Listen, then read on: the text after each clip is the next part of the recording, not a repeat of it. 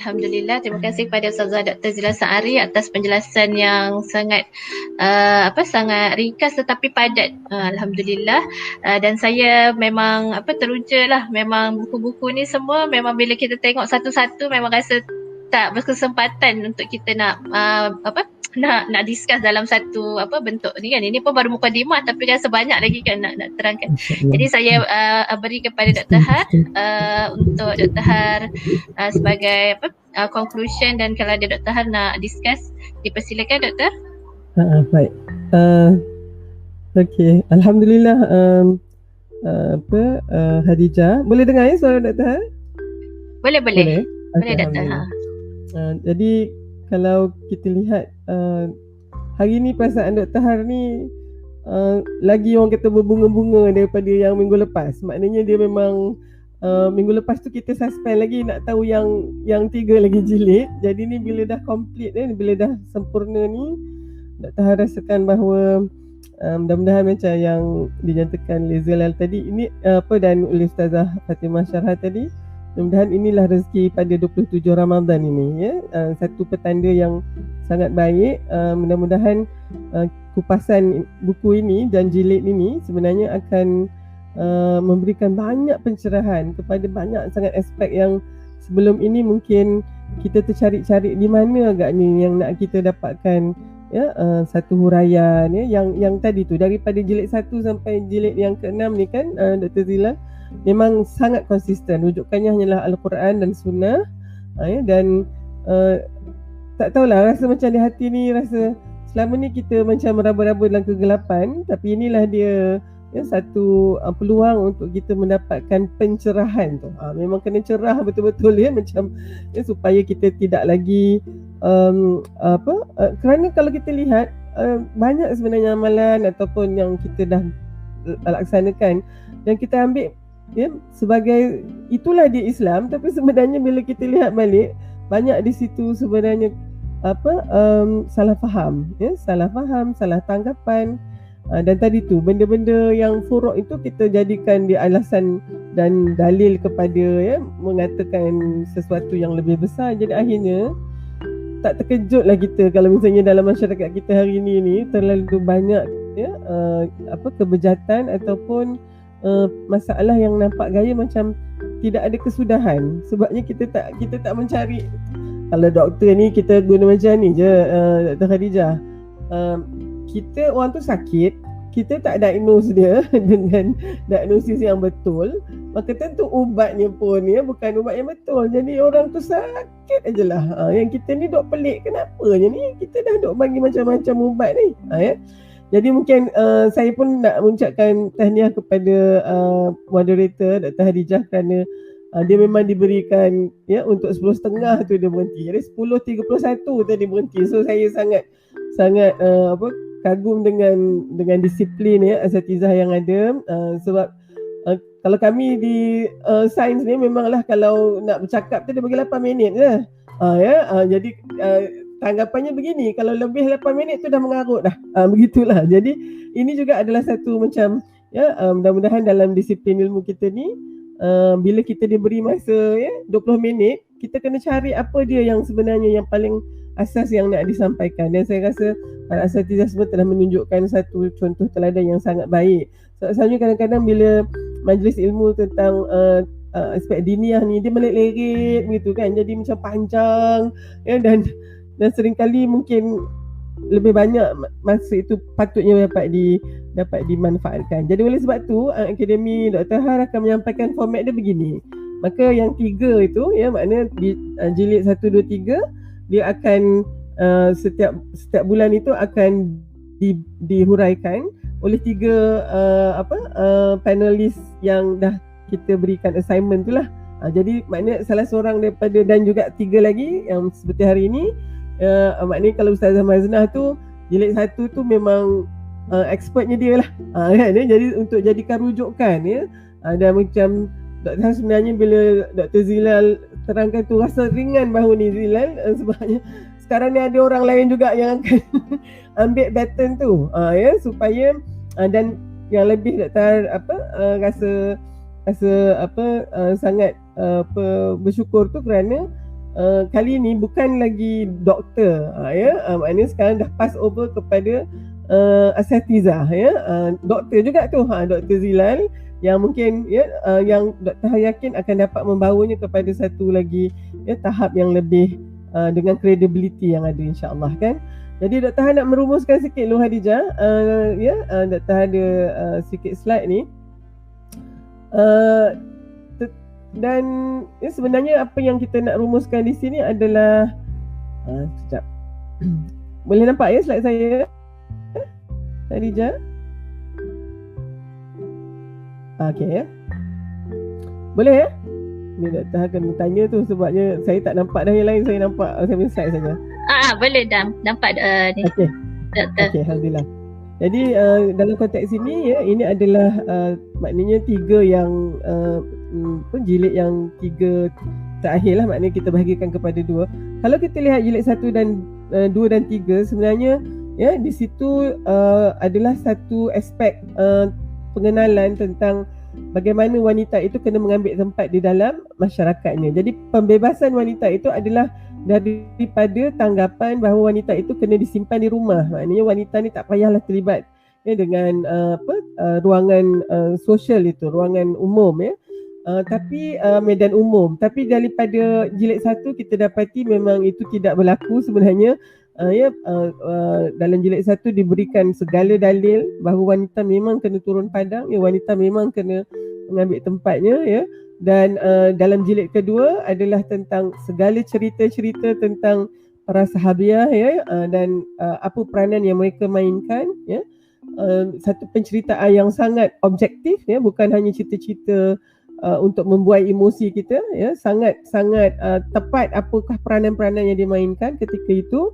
Jadi dia menyangkal tanggapan bahawa wanita Islam tu memang seharusnya tidak diberikan ruang untuk mencapai potensinya. Dan dalam jilid yang ketiga itu adalah menerangkan tentang dari sudut perjuangan memerdekakan wanita itu, kita sebenarnya kena memastikan memberikan kita punya penyelesaian dengan cara yang berlandaskan Al-Quran dan Sunnah, dan ianya akan satu penyelesaian yang seimbang Dr. Khadijah, daripada dibandingkan dengan yang sangat konservatif dan tradisionalis yang kata wanita tu kena duduk di rumah saja, tak boleh ni urusan wanita pun lelaki yang menguruskan segalanya.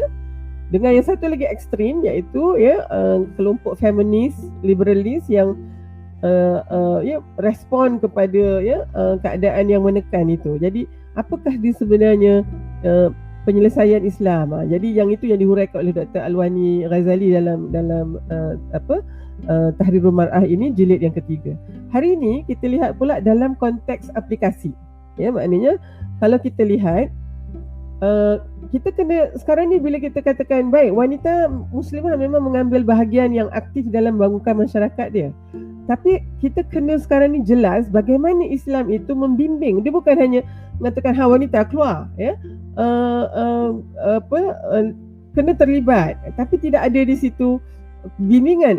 Dalam 3 jilid ini ini yang diterangkan pertamanya tu bila wanita kena keluar tadi yang diterangkan oleh Ustazah Maznah, bagaimana cara penampilannya, zahir dan batin dia pertama tentu niat dia dan dalam konteks pakaian hijab itu pun nampak dah silap dah tu kan yang penting adalah libas ataupun yang itu yang hunna libasul lakum wa antum libasul lahun tu kan Ustazah Maznah.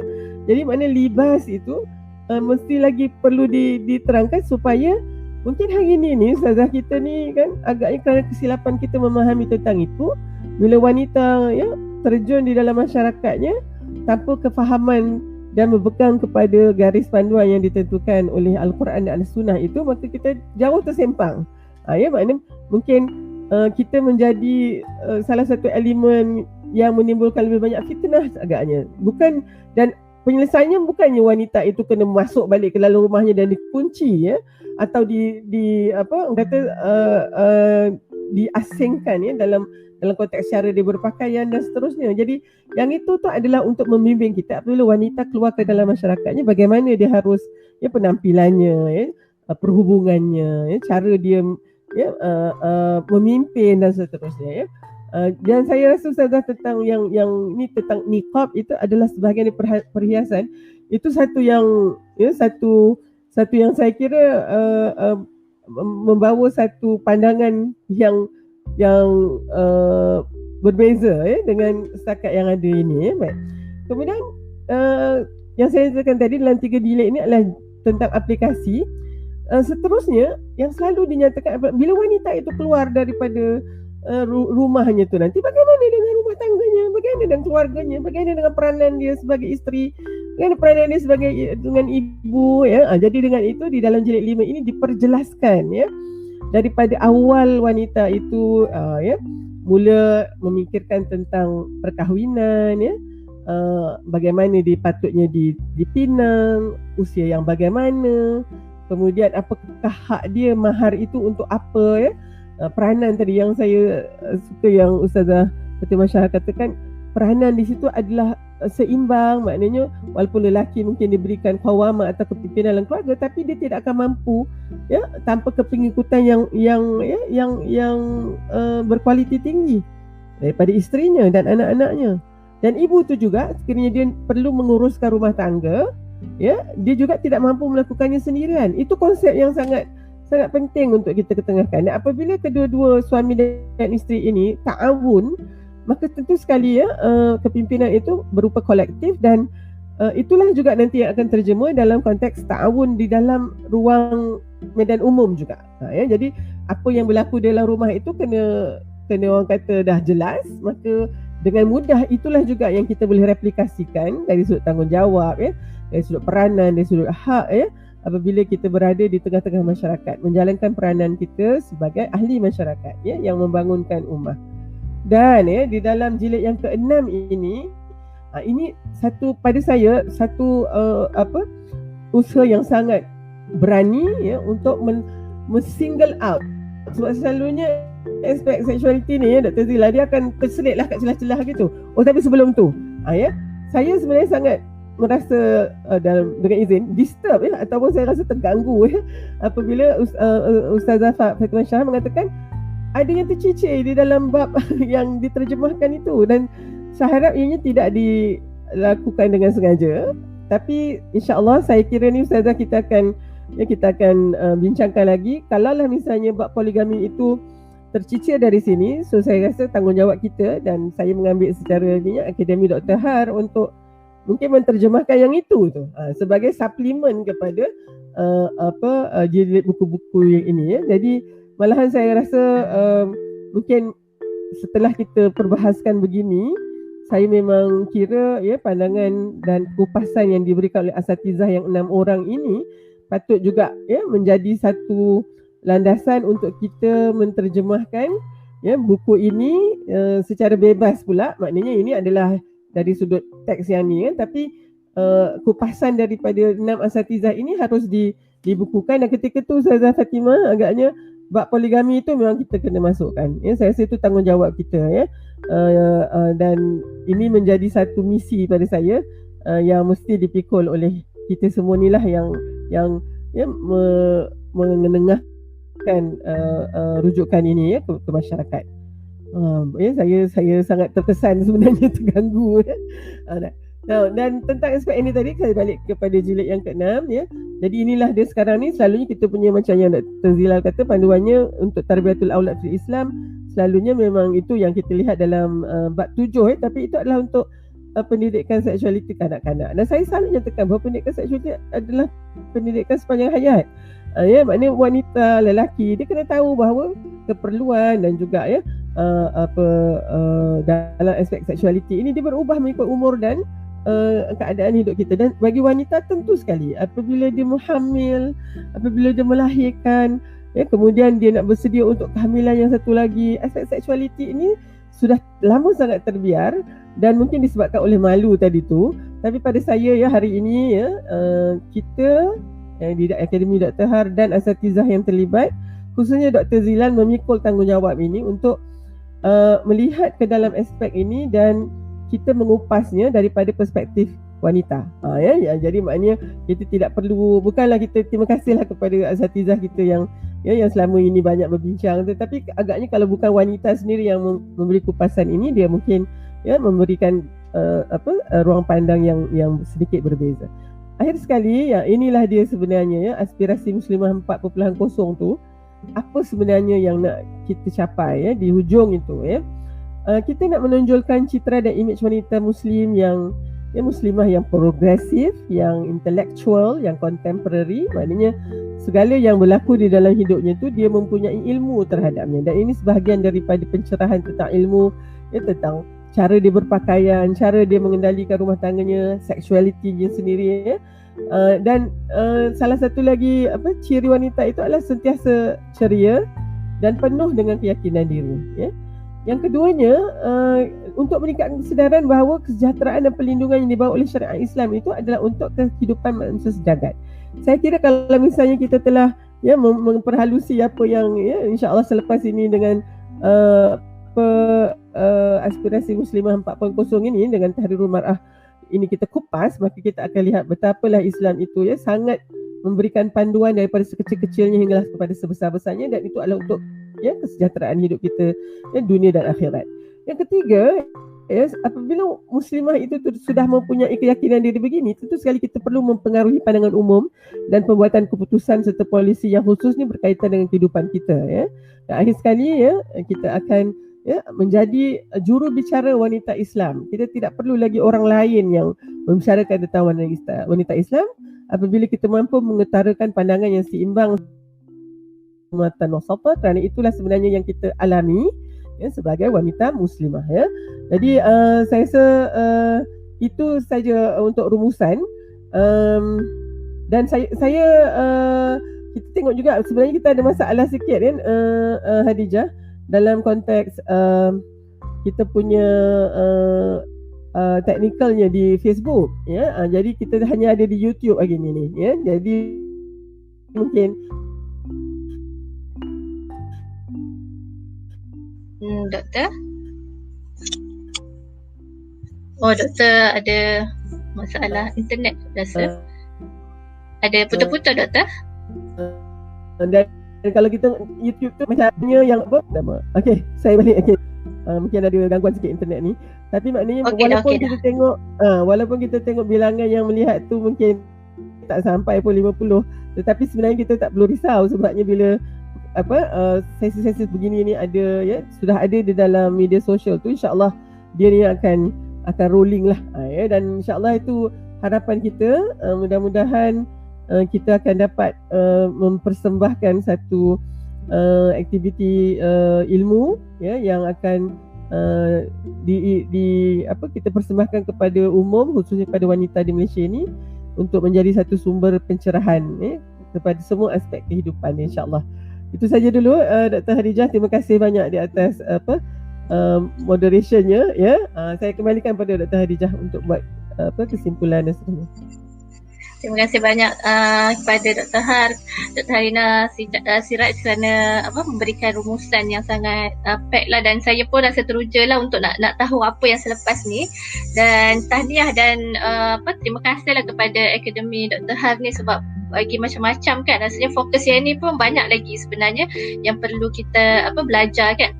Dan saya juga ingin mempromosikan lah program-program yang selepas ni. Jadi stay tune lah, dan juga masuk ke dalam Facebook Akademi Dr. Har, like dan share. Kemudian boleh tengok yang seterusnya. Untuk maklumat, yang terdekat ni adalah pada 30 Mei. Jadi kita akan membincangkan jilid yang pertama. Maksudnya jilid pertama tu 3 orang panel kan doktor yang akan membincangkan detail tentang jilid pertama. Itu episod pertama lah. Kemudian 27 Jun episod kedua, 25 Julai episod ketiga, berapa Ogos, 29 Ogos episod keempat, kemudian 26 September, 21 Oktober, dan akhirnya akan ada convention aspirasi Muslimah slot kosong, iaitu pada 27 November insya-Allah. Kita doakanlah semoga terlaksana convention dan episod-episod seterusnya ini insya-Allah. Dan saya memang sangat berbesar hatilah kerana terima kasih kepada Dr. Har kerana memberi kepercayaan kepada saya untuk menjadi moderator pada hari ini. Saya mohon maaf atas salah silap, terkasar bahasa dan juga mungkin ada ketidakadilan kalau saya tak perasankan terhadap pembahagian masa di situ.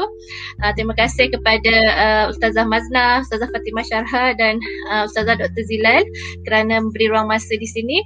InsyaAllah kita berjumpa lagi dan juga kepada backstage kita ya. Terima kasih kerana bersama-sama untuk membantulah untuk melaksanakan, merealisasikan pada hari ini. Jadi terima kasih semua. Jumpa lagi siri-siri akan datang dalam pada masa akan datang insyaAllah pada masa terdekat ni 30 Mei. Terima kasih kepada semua Dr. Har dan semua. Assalamualaikum warahmatullahi wabarakatuh. Waalaikumsalam warahmatullahi wabarakatuh.